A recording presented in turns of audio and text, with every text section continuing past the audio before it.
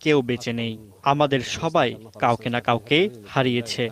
তারপরও ওদের দয়া হয় না। এরা এত নির্মমভাবে শিশু শূন্য করেছে গাজা। আমাদের ভবিষ্যৎ প্রজন্মই মেরে শেষ করে দিয়েছে।